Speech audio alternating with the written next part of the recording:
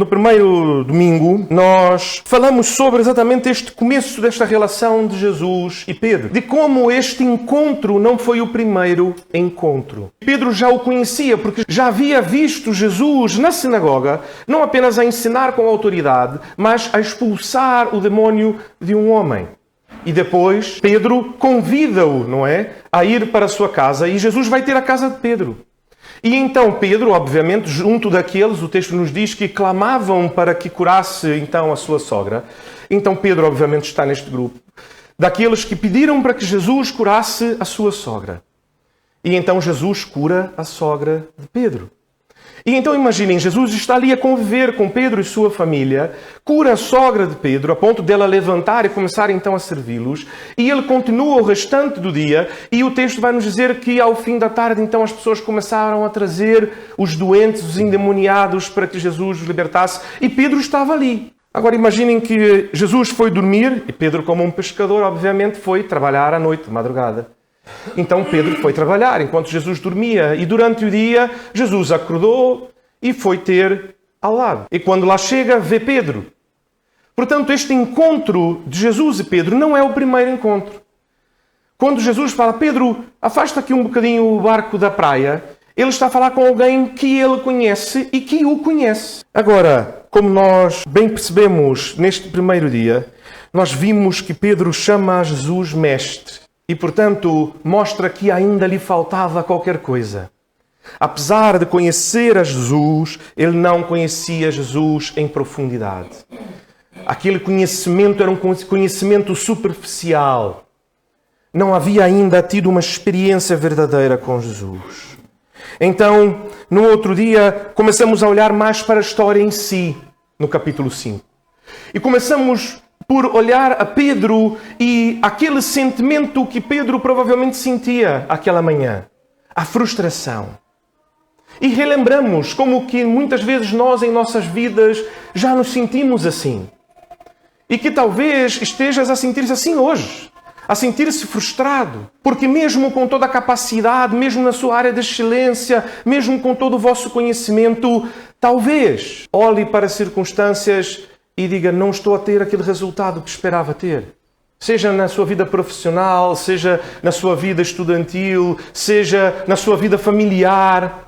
E falamos sobre isto, de como durante a pandemia as famílias foram forçadas então a estarem dentro de casa. E aquelas famílias que não estavam acostumadas, pronto, cada um para a sua escola, para o seu trabalho, e de repente viram-se obrigadas a conviver todos os dias, o dia todo, e como que isto gerou frustrações. De como as pessoas sentiram-se frustradas porque, não por falta de amor, não por falta de vontade de estar juntos, mas porque às vezes sentiam-se incapazes.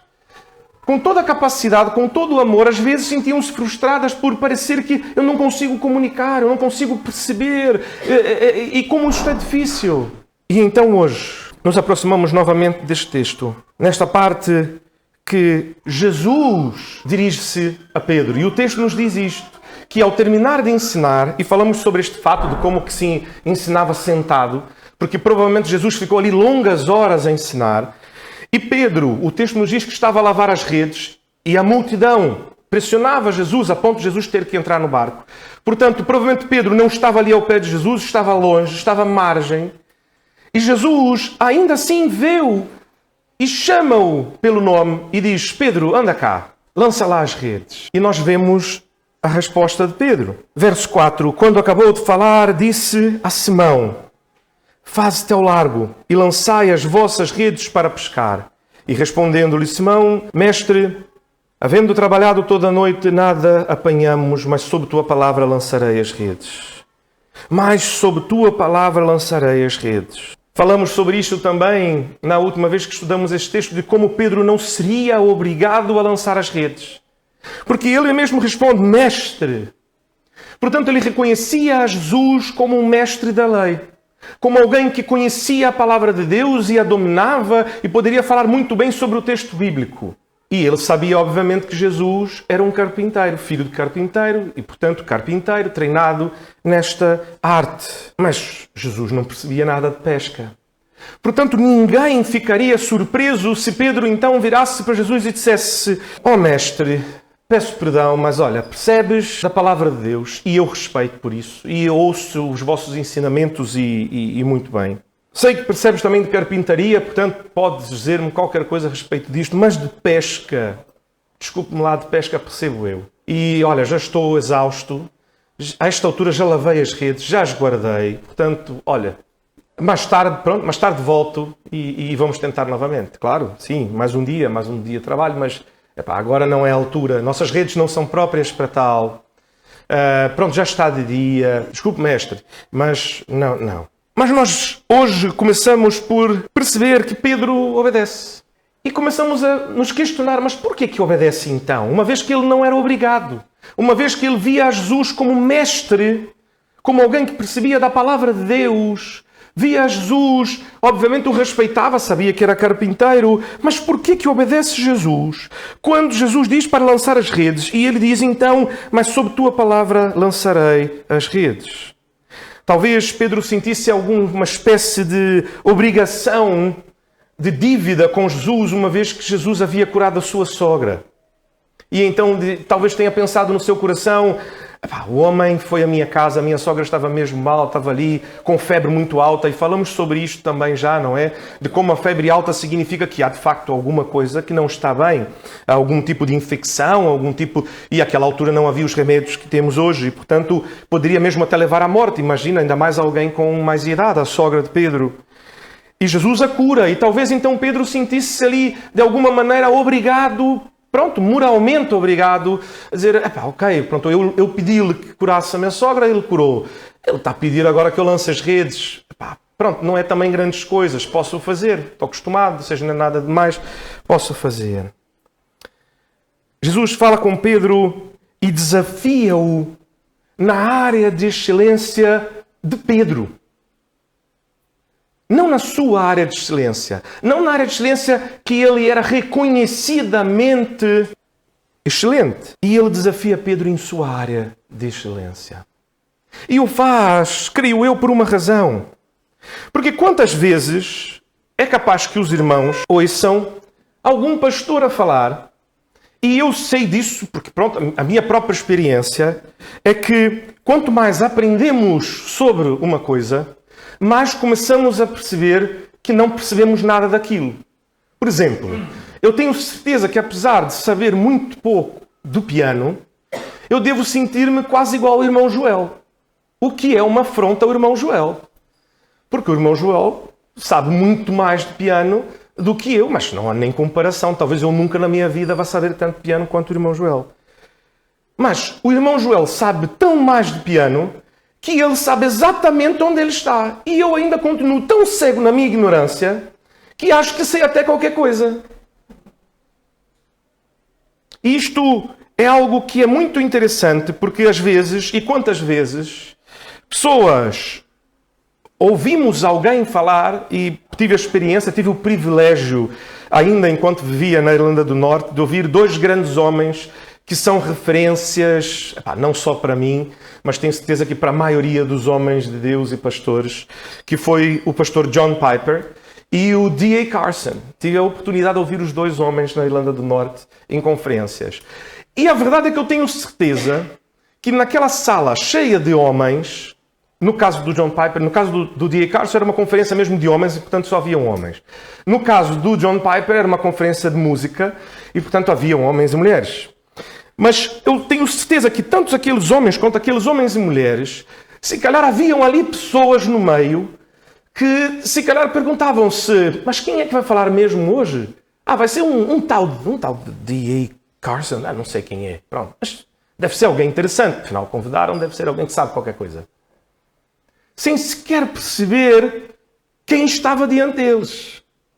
Talvez para ser surpreendido, obviamente, pelo conhecimento que o homem demonstra e o domínio da palavra que demonstra ao citar versos bíblicos e a compreensão do texto. Mas ainda assim, limitados pela própria ignorância. Mas Jesus não desafia Pedro no seu conhecimento da lei. Porque isto seria uma cobardia, não seria? Olha, Pedro, vamos fazer aqui um desafio. Vamos falar da lei. Não precisa, Pedro já reconheceu, tu és mestre. Tu és mestre. E ao reconhecer isto, quer dizer que Pedro reconhece o seu lugar, a sua posição diante de Jesus. Sabes mais do que eu, sabes muito mais do que eu. Não tenho como disputar conhecimento da lei consigo. Jesus não desafia Pedro em carpintaria, em qualquer coisa na sua casa. E há aqui alguns que vão dizer que a carpintaria que Jesus praticava talvez chegasse até o ponto de estar ligada à construção, até própria de casas, não apenas com aquilo que nós conhecemos como carpintaria, do uso da madeira, mas também o uso também de pedras e outras coisas. Mas Jesus não o desafia também nesta área, porque certamente Pedro responderia, mas é claro, o carpinteiro és tu, e portanto, claro, tu é que percebes disto, eu não percebo nada, eu sou apenas um pescador. Percebo de redes, de onde é que devemos jogar e como é que o devemos fazer. Isto eu sou muito bom. E olha, lhe digo, não volto uma noite sem apanhar peixes. Só que aquela noite foi diferente. E Jesus desafia Pedro com pesca. E nós falamos sobre como Pedro deve ter sentido naquele momento dizer assim, epá, pronto, por respeito, eu vou obedecer. Mas é claro que não vai vir nada. Eu vou jogar as redes e pronto, vai vir alguma sujidade junto com a rede e eu vou ter que lavar as redes de novo, guardar novamente.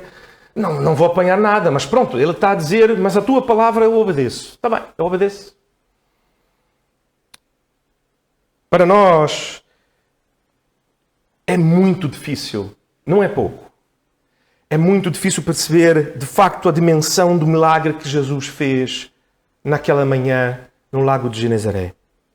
E isso porque eu tenho, como os irmãos têm percebido, eu tenho esforçado e tenho com muita calma falado. Ainda quando estudamos este texto no outro dia, falei exatamente sobre a rede, como que a rede era. Se o irmão não estava cá, pronto, estão disponíveis online, pode rever o tipo de rede que usavam, a maneira como funcionava, para percebermos de facto, tentarmos apanhar aqui qualquer coisa da dificuldade e do que significou aquele milagre que Jesus fez. Mas ainda assim, a pesca não é a nossa área de conhecimento, não é? Somos completamente ignorantes quanto a isto. E, portanto, ao lermos este texto, estamos limitados. Mas deixe-lhe dizer uma coisa.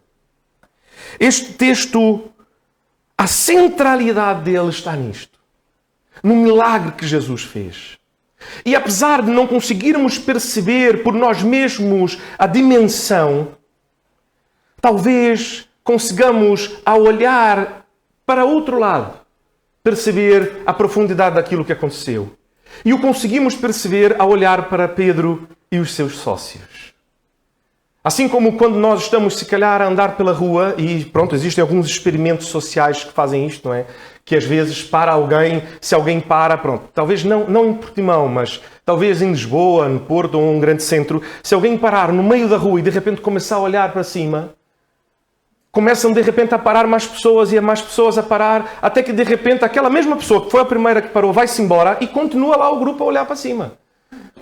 E se perguntar a alguém o que se passa, a pessoa diz, não sei, mas eu estou a procurar, alguma coisa se passa, porque estava aqui uma multidão parada a olhar para ali e deve estar a passar algo. E portanto, às vezes, ao olharmos para alguém, conseguimos perceber quando alguém está muito triste. E olhamos e dizemos, o que é que se passou? Eu não sei o que se passou. Eu não consigo perceber a profundidade daquilo, mas consigo perceber a tristeza daquela pessoa. Ou quando alguém está muito feliz, muito alegre. E eu agora há pouco, inclusive, citei, por exemplo, o irmão Roberto, que eu soube que teve uma bênção esta semana. E quando falei da bênção, olha, novamente, o sorriso abriu-se rapidamente. Porque a alegria é demonstrada. Eu não sei a profundidade disto para ele e a importância disto, eu não consigo perceber. Mas eu consigo olhar para ele e perceber que de facto foi algo que o fez muito feliz. E então podemos olhar aqui para eles e perceber que o seu temor, o seu terror, a sua resposta diante de Jesus, nos mostra que aquilo não era para acontecer. Aquela pesca, aqueles peixes, não era suposto que ali estivessem. Não era para puxar as redes e vir peixe. Muito menos peixes até o ponto de quase romper as redes. encher 2 barcos, os barcos quase irem a pique, a ponto de que eles ficarem aterrorizados. Talvez Pedro nunca tenha feito uma pesca como estas em toda a sua vida. Talvez nunca tenha ouvido falar de uma pesca como esta em toda a sua vida. E como é que conseguem fazer uma pesca assim no mesmo lago que durante toda a madrugada tentaram pescar e nada apanharam? De facto, algo maravilhoso aconteceu, que provou para Pedro que Jesus dominava sobre toda a natureza, sobre todas as coisas. Não apenas sobre a doença, mas também sobre toda a natureza. Tudo o que se passa na vida. Tanto que agora, Pedro é transformado. E ele já não diz a Jesus, mestre, como quando nós lemos que ele diz, respondeu-lhe Simão, mestre, havendo trabalhado a noite toda, não apanhamos nada, mas sob tua palavra lançarei as redes. Pedro, no verso 8, é transformado. Após esta experiência, Pedro já não chama mais a Jesus mestre. E diz então, Senhor. E Lucas usa esta palavra Senhor única exclusivamente para Deus. Até o capítulo 5 já está muito bem estabelecido que a palavra Senhor, que obviamente significa o senhor de escravos, aquele que é dono da outra pessoa, mas para Lucas, e o uso que Lucas dá à palavra Senhor é para Deus. Ele não usa a palavra Senhor em outro contexto. E, portanto, ele, quando Pedro refere-se a Jesus, agora não como mestre, mas como Senhor, vemos aqui uma transformação na maneira como Pedro percebe a Jesus.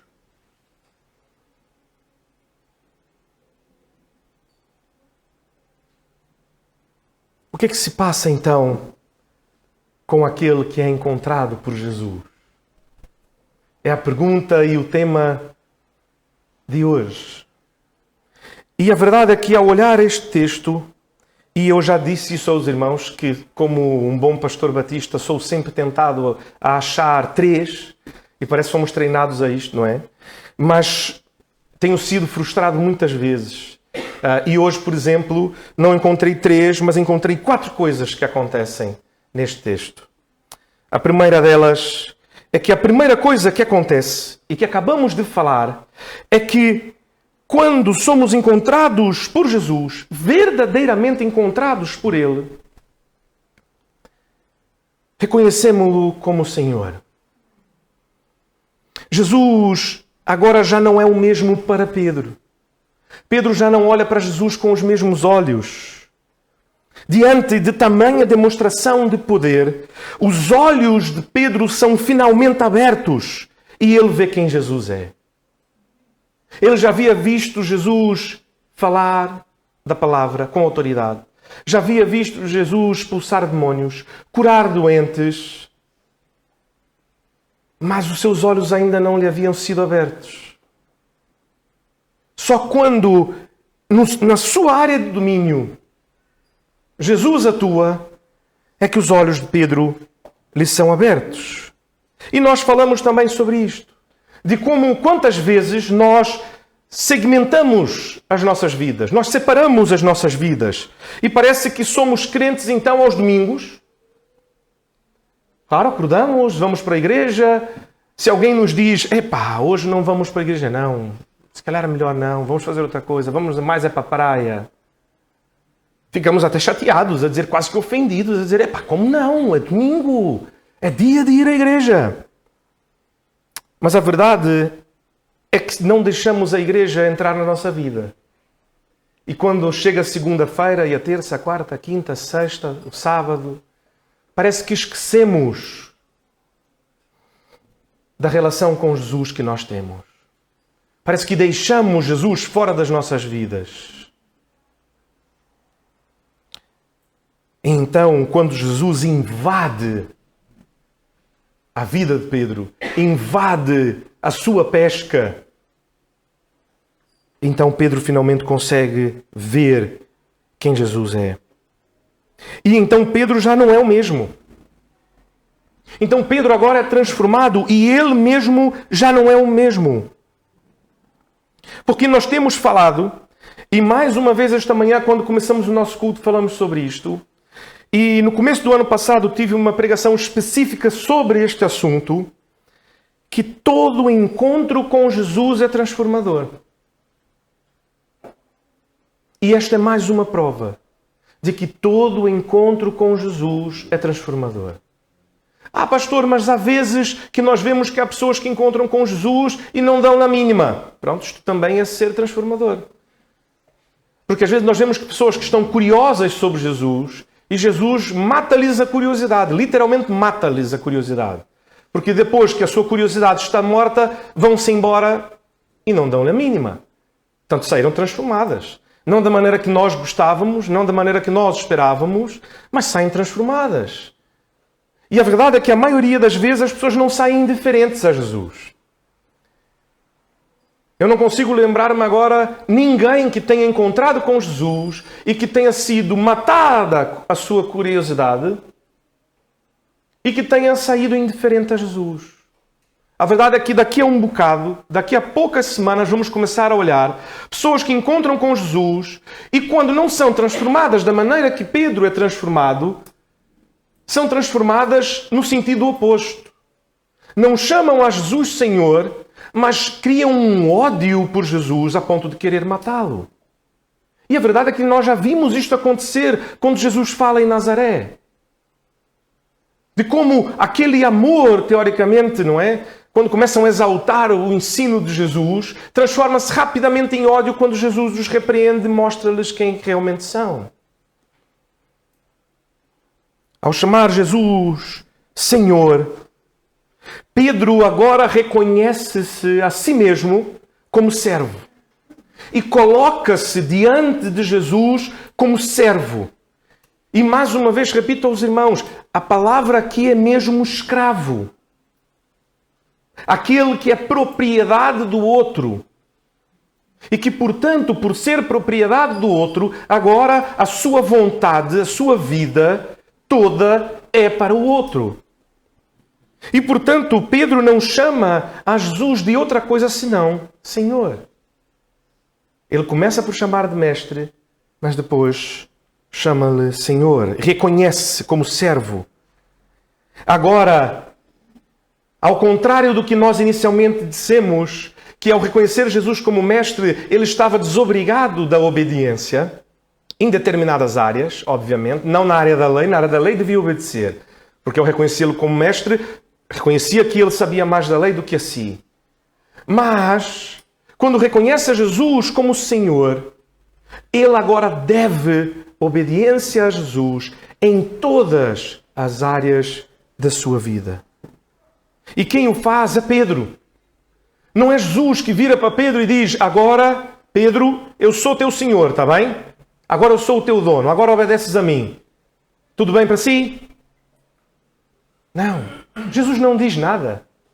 Jesus havia dito para ele: vá lá e lança as redes. Só isto. Pedro é quem, diante de tudo, reconhece-se como servo diante de Jesus. A segunda coisa que acontece, e que nós percebemos rapidamente no texto, verso 6. Isto fazendo, apanharam grande quantidade de peixes. E rompiam-se-lhes as redes. Então fizeram sinais para os companheiros do outro barco, para que fossem ajudá-los. E foram e encheram ambos os barcos, a ponto de quase irem a pique. Verso 8. Vendo isto, Simão Pedro prostrou-se aos pés de Jesus, dizendo: Senhor, retira-te de mim, porque sou pecador. Retira-se de mim, porque sou pecador. Jesus revela-se, e nós já falamos aqui porque é que o texto, inclusive, e a tradução e o próprio sentido da palavra no grego não é milagre. Seria muito mais fácil dizer: fez um milagre. Mas quando o texto vai dizer, ele fala de sinais, maravilhas e demonstrações de poder. E, portanto, isto que Jesus faz é uma demonstração de poder tamanha, conforme nós já falamos, que esta demonstração transforma a maneira como Pedro vê Jesus. E aqui, preciso voltar a um conceito que apresentei aos irmãos quando falamos exatamente de Jesus a ensinar em Nazaré. Lembram-se que eu falei-lhes naquela altura que o texto que fala de Jesus na sinagoga em Nazaré é um texto que apresenta uma estrutura em que a centralidade do texto, a centralidade da história, o ápice da história não está no final. Lembram-se disto? Que normalmente quando nós contamos uma história, a grande questão é o final, não é? E então fomos campeões. E aí a tela começa a escurecer enquanto os campeões comemoram e a música a tocar e os adeptos da equipa ali do Benfica, todos felizes. E a tela escurece, as luzes do cinema acendem-se. Pronto, acabou-se a história, foram campeões, não há muito mais. Pronto, ou seja, esta é a estrutura que estamos mais acostumados. Mas a estrutura usada naquela história é a mesma estrutura usada nesta. É um tipo de estrutura que é chamada, naquela altura não lhes falei o nome, hoje lhes apresento o nome, que é o quiasmo. É onde o ápice da história não está no final, mas está a meio. E, portanto, é uma estrutura, e os irmãos, quando estudaram língua portuguesa, eu não era o maior adepto da língua portuguesa na escola, mas lembro-me disto, e estudaram poesia, devem se lembrar que às vezes a estrutura do poema era aquela da rima A, B, A, B, A, B, A, C, pronto, estas coisas todas, não é? Devem lembrar estas letrinhas mais ou menos. E aqui a estrutura que este texto nos apresenta é uma estrutura A, B, C, D, e depois então ele volta como um paralelo. Percebam? E vou-lhes mostrar já o paralelo. Ele começa por dizer, o barco está na praia. E Jesus então pede para Pedro, Pedro, empurra o barco. Deixa-me sentar aqui para ensinar. Empurra o barco um bocadinho para trás. E Pedro mete o barco na água.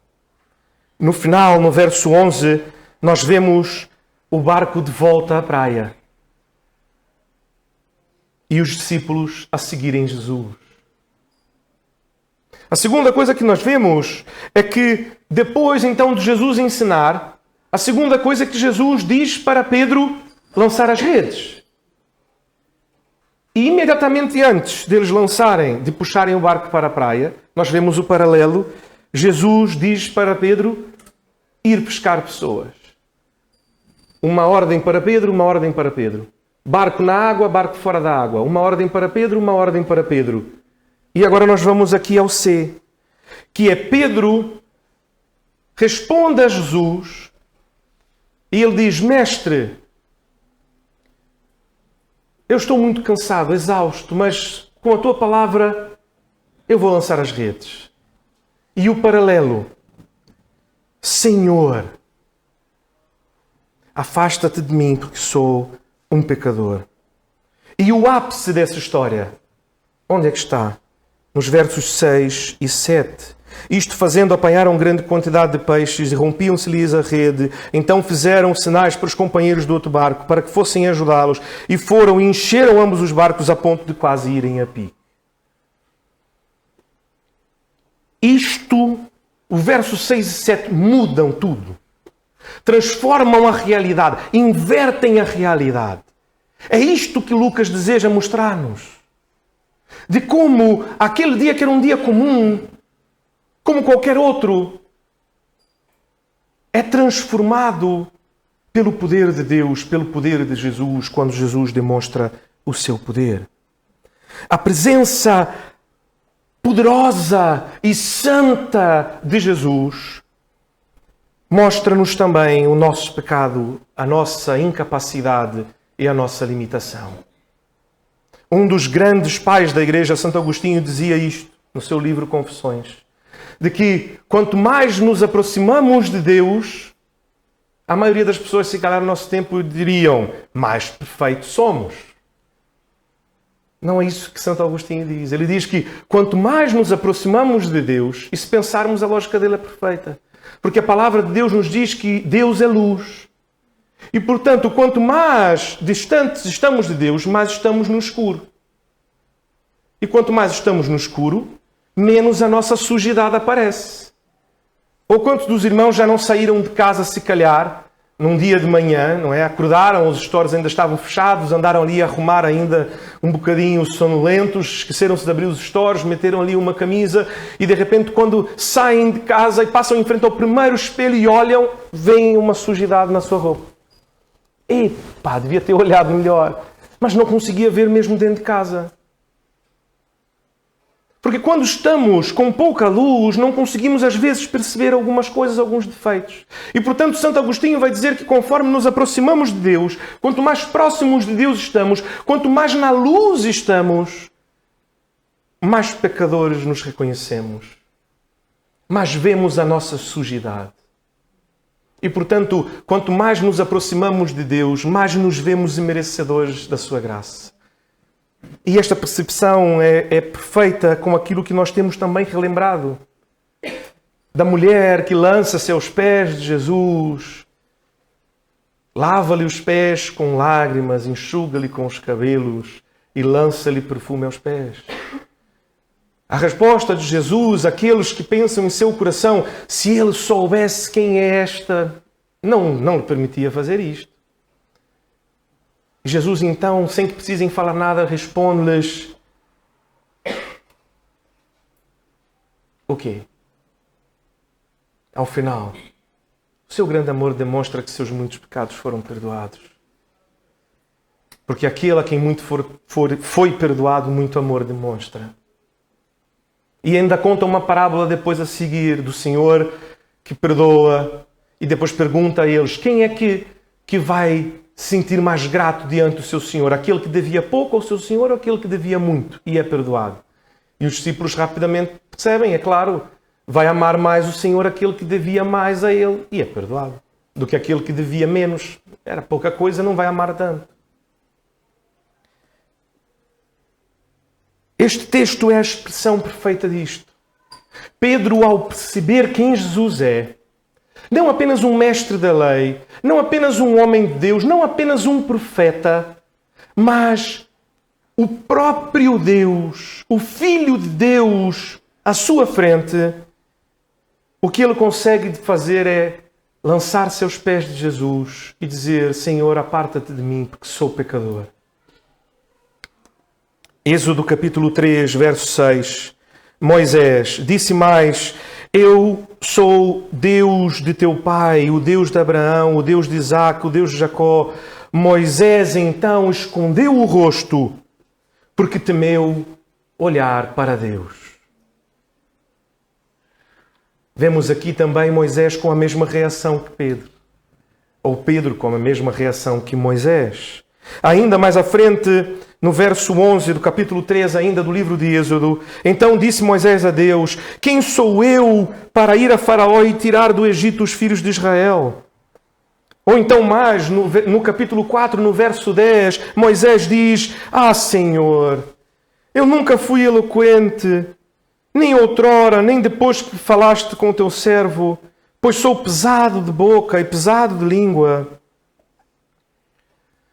Diante do Senhor, Moisés esconde a sua face, esconde os olhos para não olhar para o Senhor, porque teme ser consumido pela presença de Deus.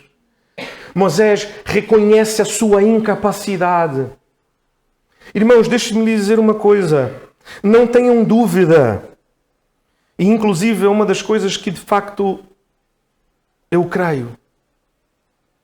E os irmãos veem que pratico.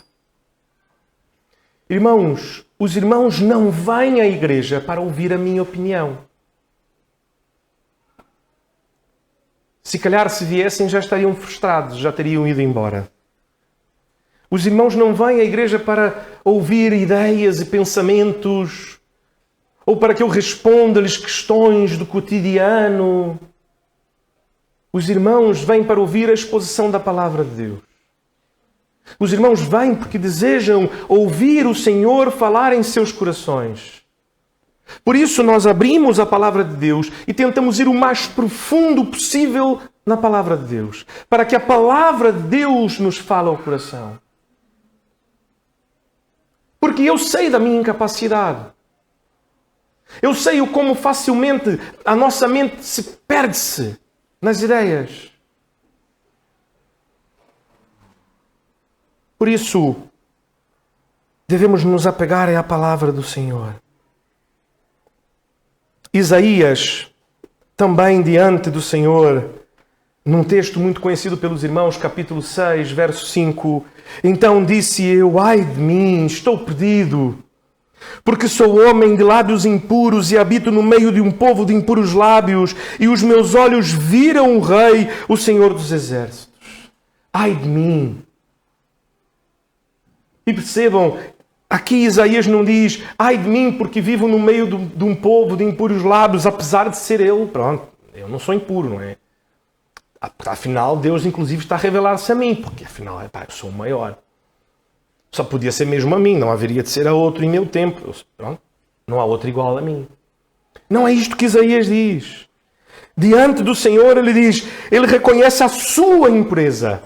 Assim como Pedro diz, eu sou um pecador, afasta-te de mim, Senhor, eu sou um pecador, não mereço estar em tua presença. Ai de mim, porque habito no meio sou um homem de lábios impuros e que habito no meio de um povo de impuros lábios. Jeremias também o reconhece e diz, então lhe disse eu, Senhor Deus, eis que não sei falar, porque não passo de uma criança. Jeremias reconhece a sua incapacidade. Como é que pode um Deus poderoso, maravilhoso, revelar-se a mim? Primeiro. Depois, ao revelar-se a mim, e eu perceber o meu pecado, como Pedro diz, Senhor, afasta-te de mim, porque eu sou um pecador. E a realidade é que o que Pedro está a fazer é reconhecer aquilo que merece. Porque ao reconhecer que é um pecador, o que é que um pecador merece? O que é que a palavra de Deus promete para o pecador? Paulo nos ajuda, não é? Porque o salário do pecado é a morte. Pedro, ao reconhecer-se pecador diante de Jesus, o que ele está a dizer é, Senhor, afasta-te de mim, porque eu sei o que eu mereço. E se der-me o que mereço, eu estou mesmo morto. Inclusive, aqui há alguns anos estive a pregar, a falar sobre isto. Existe uma música, pronto, que diz... O nome já é muito bom, não é? Diz restitui.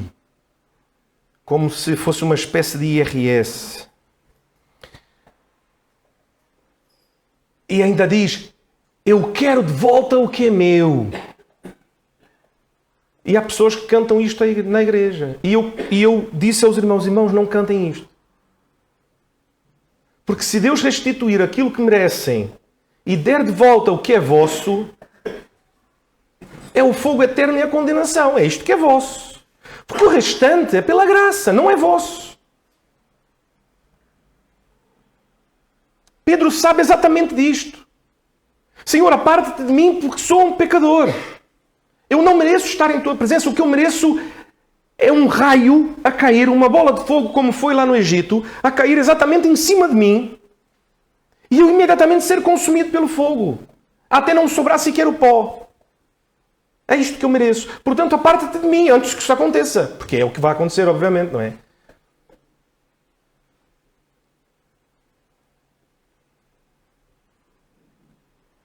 João Batista também, de igual forma, reconhece quem é quando vê a Jesus. E nós lemos em Mateus, no capítulo 3, no verso 11, ele diz, eu vos batizo com água para arrependimento, mas aquele que vem depois de mim é mais poderoso do que eu, cujas sandálias não sou digno de levar. Ele vos batizará com o Espírito Santo e com fogo. Versos 14 e 15. Ele, porém, o dissuadia, dizendo, eu é que preciso ser batizado por ti, e tu vens a mim Mas Jesus respondeu: deixa por enquanto, porque assim nos convém cumprir toda a justiça. Então ele o admitiu. João Batista também reconhecia quem Jesus era e disse: Senhor, eu não posso batizar-te. Batiza tu antes a mim. E ele diz: não pode ser assim. É preciso que tu batizes a mim para que se cumpra aquilo que deve ser. E então, ao percebermos quem somos, ao reconhecermos quem somos diante de Jesus, e eu imagino aquelas cenas de bandas desenhadas ou dos desenhos mesmo animados na televisão, aquela cena em que há uma bomba prestes a explodir, vemos ali o rastilho a acabar e de repente o que acontece? O personagem vira-se para o lado, fecha os olhos com muita força e nada acontece. E de repente ele abre os olhos, olha para o lado, incrédulo de que, o que é que se passou? Era para explodir, era para eu estar morto. Pedro diz: ó Senhor, afasta-te de mim porque sou um pecador. Quase quer esperar, é agora que vai cair um raio em cima de mim e eu vou ser consumido porque estou na presença de Deus. Mas nada acontece. E de repente ele abre os olhos e percebe que nada aconteceu. E não só isto.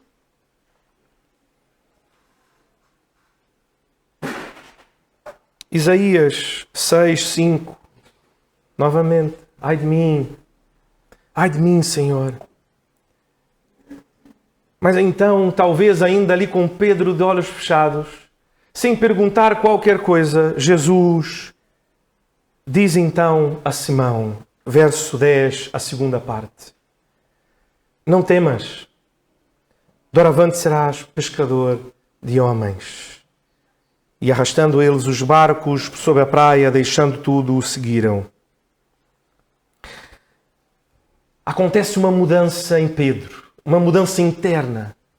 Ele deixa de ver a Jesus apenas como mestre e percebe a Jesus como Senhor, Filho de Deus, Senhor do Universo, Criador de todas as coisas.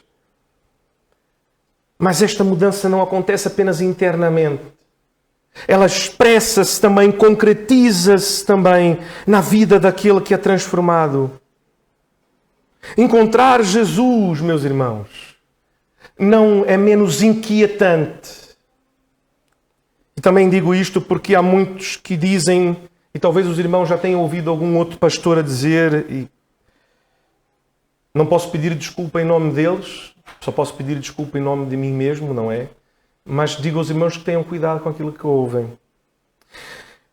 Porque se buscas a Jesus, porque tens uma inquietude no teu coração e esperas que ao encontrar Jesus essa inquietude se vai, perceba aquilo que se passa com Pedro quando encontra Jesus. Pedro está ali frustrado, inquieto, à beira da praia, se calhar a pensar na vida, como já falamos, perdido nos pensamentos de sua frustração. Como é que vai ser amanhã? Será que amanhã vai ser como hoje? Isto nunca me aconteceu antes. A primeira vez que eu não consigo apanhar nenhum peixe. E o que é que está errado? Será que eu desaprendi? Será que perdi a mão? E será que eu vou conseguir continuar a viver disto? E agora ele encontra Jesus e de repente ele tem paz, não é? Não! A inquietação parece que aumenta ao ponto de lançar-se ao chão e dizer: Senhor, aparta-te de mim, porque sou um pecador. E Jesus mesmo começa a falar com Pedro a dizer o quê? Não temas. Porque ele agora, de frustrado, teme. Teme pela sua própria vida. Teme por aquilo que vai se passar com ele. Encontrar com Jesus não é menos inquietante, meu irmão. A diferença é que agora nós temos a certeza de que as nossas inquietações serão saciadas.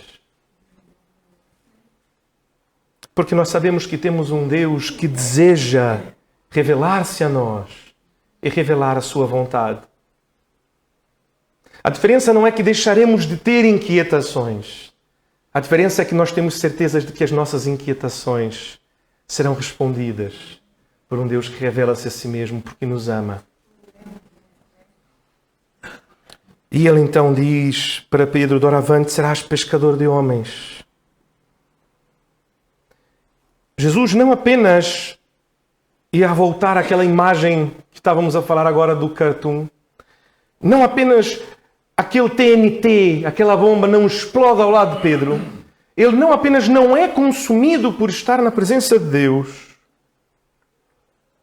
portanto Deus não apenas deixa de castigá-lo, e isto tem um nome. Quando recebe o perdão e deixa, não é mais obrigado a pagar a pena, isto é misericórdia. Isto é misericórdia. Mas Jesus não para por aí, não diz: Pedro, não tema. Eu não vou fazer-te mal. Está bem? Volta pronto para a tua vida e pronto, segue. Não. Algo maravilhoso acontece.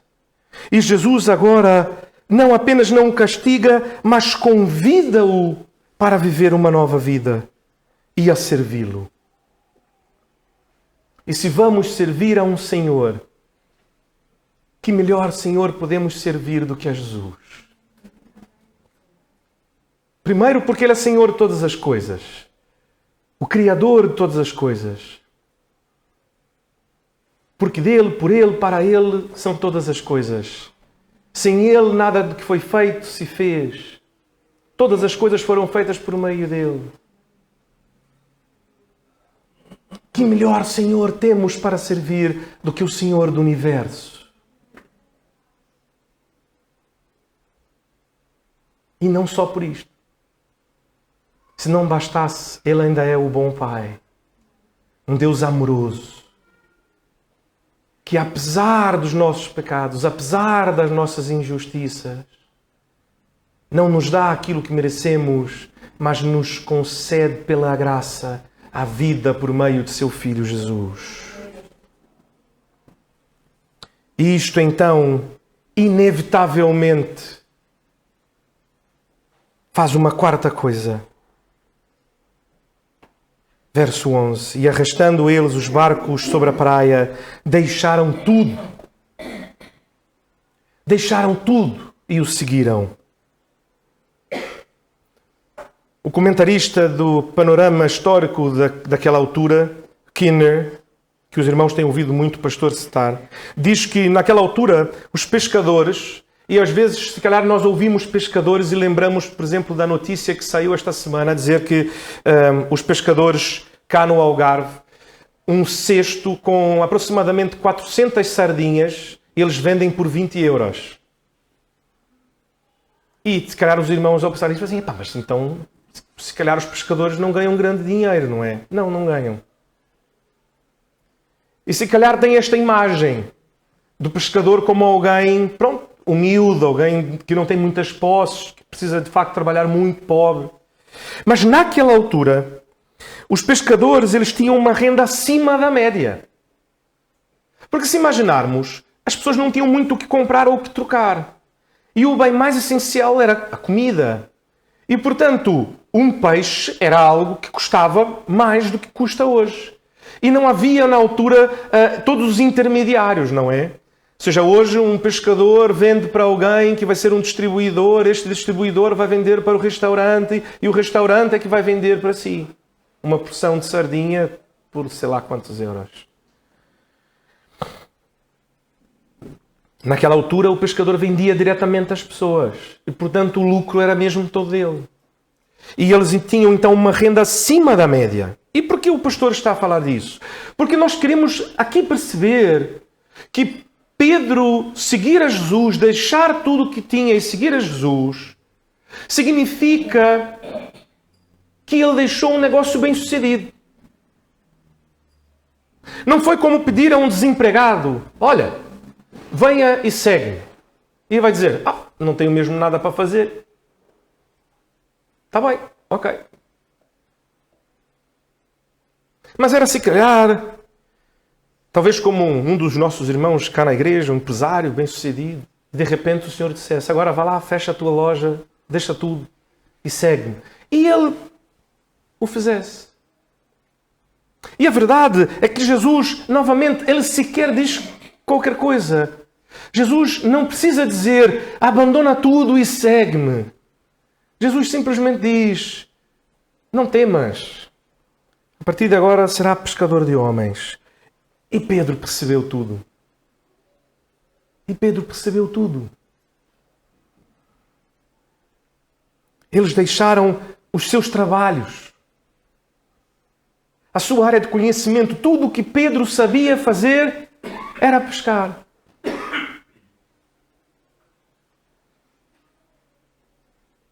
Tudo o que Pedro tinha como meio eram as redes, os barcos. E isto não serviria muito para ele, para as viagens que eles precisavam fazer, não é? Pronto, se calhar algumas travessias, como ouvimos falar. Mas pronto, só para atravessar de um lado para o outro. A maior parte das caminhadas, das viagens de Jesus era feita a pé de uma cidade para outra. Não ajudaria muito as redes de pesca de Pedro. As suas vidas seguras, estáveis. Pedro, um pescador conhecido em Cafarnaum, tinha ali como seus sócios os filhos de Zebedeu. Perceba, ele não trabalhava para ninguém, ele não era empregado de ninguém, ele era senhor do seu próprio negócio. The American Dream. E ele deixa tudo para seguir Jesus.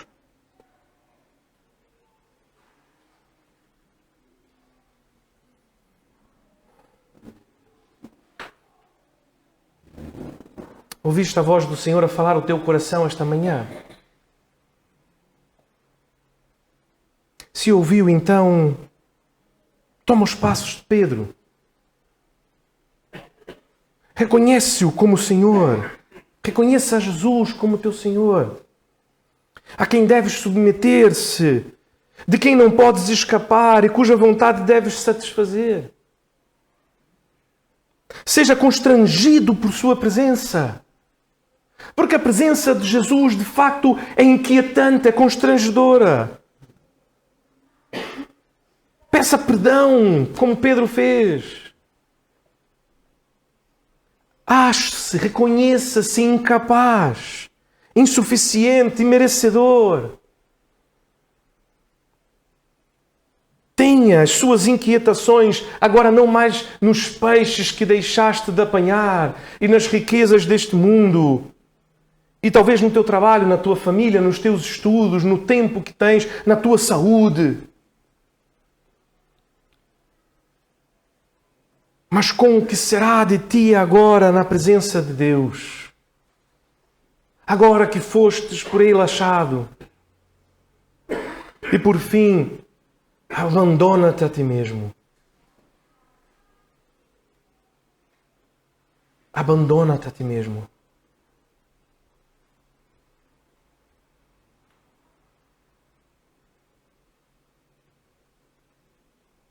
É este o desejo do teu coração? Talvez não tenha sido isto que esperavas quando pensastes, eu quero conhecer a Jesus. Ou quem será esse Jesus? Como muitos vivem, como muitos experimentam quando lemos a palavra de Deus. Mas este é quem Jesus é.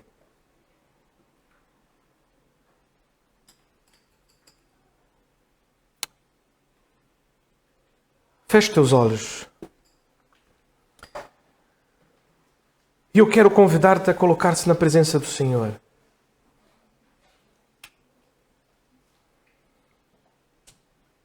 E novamente, eu não sei se talvez, como Pedro, já tenhas andado com Jesus, já conheças a Jesus, Jesus já tenha estado em tua casa, até obedeças a Jesus, aqui ou ali, mas talvez ainda chame o Mestre. Talvez tudo isso ainda esteja apenas na tua mente. Talvez ainda não tenha conseguido chegar ao teu coração. Mas quando encontramos com Jesus e somos por Ele confrontados, é impossível que isto também não nos chegue ao coração. porque a sua presença demanda que o reconheçamos como Senhor.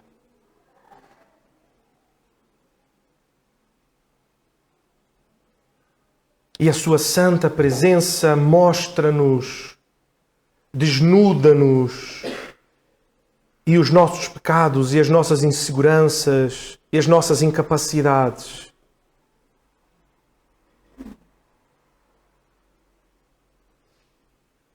Mas também revela-nos a graça com que Jesus nos aceita, mesmo como somos.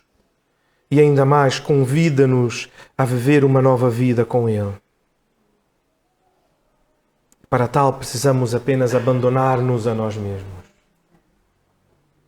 Deixarmos de confiar em nossas próprias capacidades e confiar que agora Ele, por meio do Espírito Santo, Paracletos, que Ele já nos deixou, Ele fará a obra em nós. Senhor Deus e Pai, nós somos gratos a Ti,